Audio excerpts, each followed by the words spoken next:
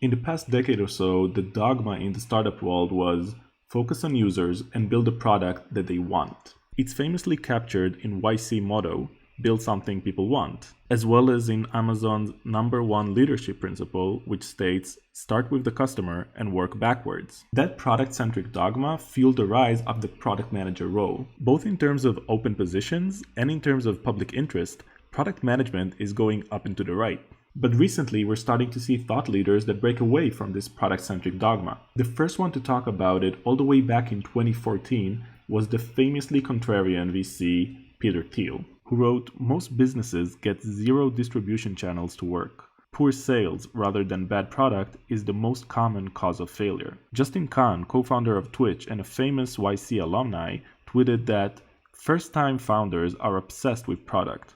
Second-time founders are obsessed with distribution. Reid Hoffman, co-founder of LinkedIn and the host of the influential podcast Masters of Scale, had this to say. Actually, in fact, product distribution is more important than product. In this video, I'll try to convince you that distribution is not more important than product.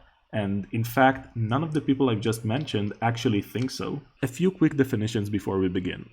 Focusing on product means trying to increase the amount of value users get out of using your product, while focusing on distribution means trying to increase the amount of people who get to your product. If you own a restaurant, for example, focusing on product means preparing better tasting food or a faster service. Focusing on distribution means listing your restaurant on a food delivery app or having a noticeable street sign. Now that we get the difference between focusing on product and focusing on distribution, let's try to understand why do people think distribution is more important to begin with. The poster child of the distribution-focused crowd is the Slack versus Teams story. Slack focused on product and built a more lovable user experience, the argument goes.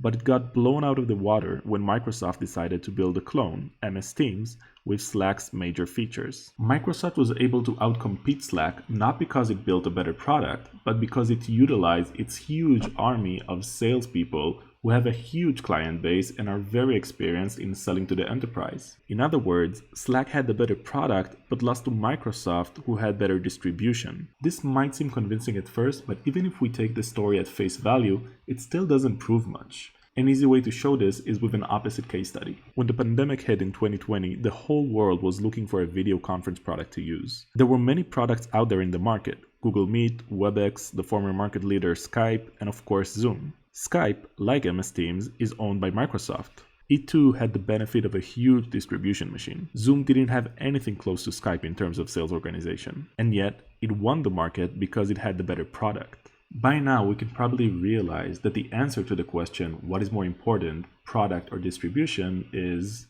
it depends. Let's examine one more business use case to get some more clarity on this. In 2011, Airbnb was a rising startup, but very far from the giant it is today. It was big enough, however, to attract a competitor. The Berlin-based Wimdu aimed to clone Airbnb major features and win the European market with better distribution. To do that, they've raised a huge round of $90 million in funding. Wimdu used that money to buy ads to attract customers. Perhaps more importantly, Wimdu discovered that having physical office spaces is important to gain host trust, so they've invested heavily in opening multiple locations across Europe. So far, the story sounds an awful lot like Slack versus Teams, doesn't it?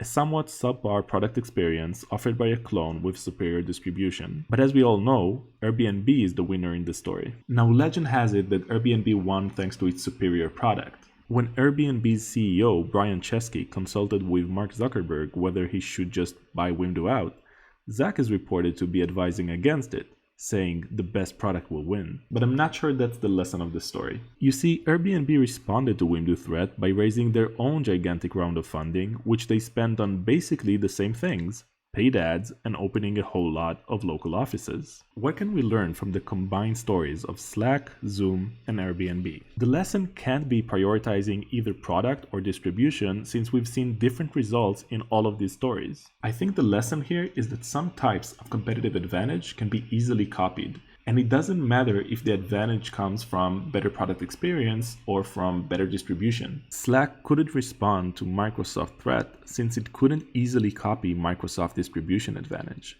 It takes decades to build an experienced horde of salespeople with a huge business network. Zoom won despite having Skype as a competitor with superior distribution. I'm sure Skype would have loved copying Zoom product experience, but it just couldn't do that since it didn't know how to get there. When Airbnb was faced with Windows' superior distribution tactic, it had no problem copying it. All it needed was money, and there were plenty of interested investors around. Now here's the thing. The fact that product is not less important than distribution is completely obvious. The comparison itself is actually kind of dumb. So why do we see so many smart people tell founders to prioritize distribution over product? My theory is that people like Reid Hoffman don't actually think distribution is more important than product. They only say that because they want to shock founders out of their natural tendency to neglect distribution. It's in our human nature to focus on what we have in front of our eyes. Founders see their product every day, so they naturally gravitate towards improving it rather than spending the time thinking how to bring more users to the product. So what Silicon Valley thought leaders are really trying to convey is not that distribution is more important than product, but rather do not neglect your distribution. Thanks for watching the video all the way to the end. If you liked it, please consider giving it a like or subscribing to the channel. It really helps us grow, and I'll see you in the next one.